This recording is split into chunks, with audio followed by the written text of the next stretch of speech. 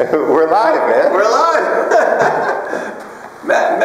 Maddie couldn't make it today. Yeah. So it's Connor's camera, and you can hear the sounds a little different. But who cares, man? This is right. This is Million New Golf. This is like Wayne's World. That's it. You want to be Wayne? You want to be Garth? I like Wayne. Yeah, Garth got all the chicks too. That's true. Okay, so we're back. We got a bunch we're going to film today for you guys. We're going to start by talking about Tiger, so we'll call this Tiger 2.0. Yeah, everybody else is talking about Tiger, and obviously, I'm sure you want to hear our take on it.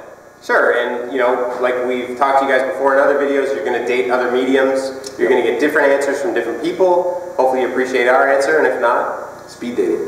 Speed dating, exactly. So we made Tiger 1.0, which is a video you can review when Tiger first announced that he'd signed on with Chris Como. Some of the key points from that video, which we talked about, were one, you have to respect your body and your anatomy. Yes. Be aware of the strain that you're putting your anatomy under. And then two, you also have to understand that everybody's swing is unique to them and different. So, you know, if I go back and look at video when I was like 15 years old swinging the club, and when I was 25 years old, and when I was 32 years old, they're all going to be different, but they're all going to be relevant to maybe my understanding of how to play the game and also how my body's evolving. Yes, exactly. I totally agree with that. I'd love to show you some pictures of my swing when I was 17 years old. Yeah, before like a couple of ski accidents. It was Bubba in action, yeah. Okay, so for the people out there, Sean, that are watching this video, yes, they're looking at the struggles that Tiger's going through. Yes. They're looking at how he's... it's the state of the game. The state of the game. We're looking at how he's being taught or how he's learning the game. Yes. We both agree that he's learning the game in a very much ball first, how the body's going to move first and target last approach. Correct. And drop some wisdom. So the second coach, John Anselmo, had noticed that Tiger performed his best when he was asked to hit a specific shot. And Tiger performed at his worst when he was asked to hit a specific position. And this is really, in sports science, not biomechanical science, but in sports science and learning how to learn to do motor skills, they have stated unequivocally, and this is many different entities in this world, they stated that anytime you think about an internal thing, like where's my body part A and is it in position B? When you're thinking internally, your performance suffers. And they were being very polite. Suffers. And when you're thinking externally, this is thy tool, this is thy grass, and cut the grass that way, and I have a picture of what I'm doing, then your performance soars. So that really fit in well with what Anselmo was talking about. But because he didn't have this empirical data to back it up, fear of not performing pushed Tiger in another direction. So the fear of, I call them, fear mongers.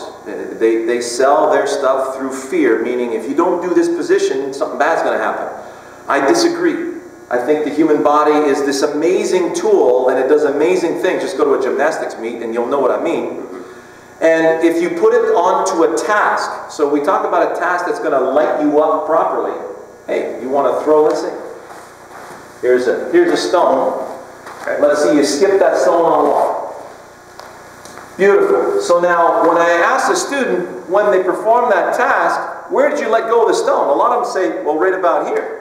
Whereas in reality, it was way out there. And because this was done as a task, you have a stone that you're going to skip on water and you're performing that task towards there, you don't really know what the heck you're doing, do you? No. You're just doing it. You're doing it. But what happened there is Connor put the foot down first, put the platform down, used the ground to get his body out of the way, and then he had access to the pond.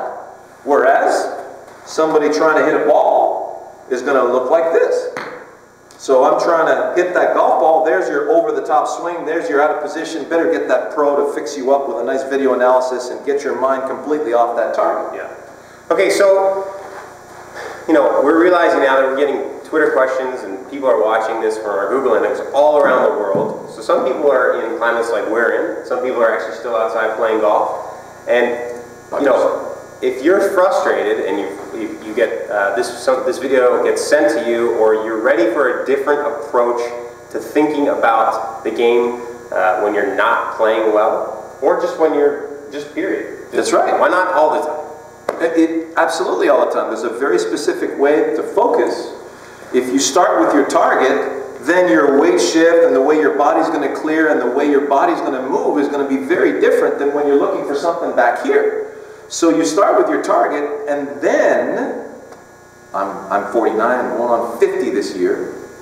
Okay? Whoa, yeah, exactly. Hey, watch out. So I have to listen to my body in a big way. So every swing I take, when I swing out to the target, the first thing I do is hey, did I swing that way? Yes, I did. And then I'm going to have in my awareness afterwards, in my observation, I'm going to say, hey, could you do that all day, get up tomorrow and do it again? I don't know, I think I kind of popped the rib on that last one. I better take it easy. And after every shot, I'm observing how much strain I'm putting into it for the amount of velocity I'm getting out of it.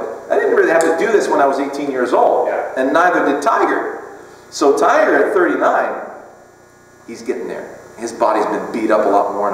Even my skiing, man, I got beat up a lot when I went to do some skiing. So because I have that as my thing, and I'm not getting distracted by all this, I feel like I got my swing every single day I get up.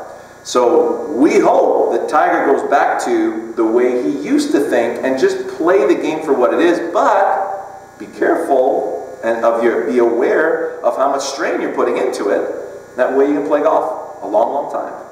Yeah. Last point we're going to make, if you're watching golf, some of the commentators might talk about the advent of new technology that's maybe helping or hindering players. It would be fair to sign off on the fact that if a piece of technology allows you to think about golf in that process, where it's target first, how my body's moving, and any sort of data or information that gives you helps that process, then it's fine. If that technology is reversing the process and making it about the ball and learning here, and the target becomes the last thing, well, get the heck out of there. Yeah. So it's like you hit your shot. If we're indoors like this, we have a flight scope now. We perform a task into a picture, and then the machine tells us, yeah, it did, then you say, yes, I felt like that came off the club in a way that's going to curve to the right. What does the machine say? Yeah, it's curving to the right. So it just confirmed my instincts. Your own intuition. That's it. Okay. All right, Tiger 2.0 is done. Come back and do some more. See ya.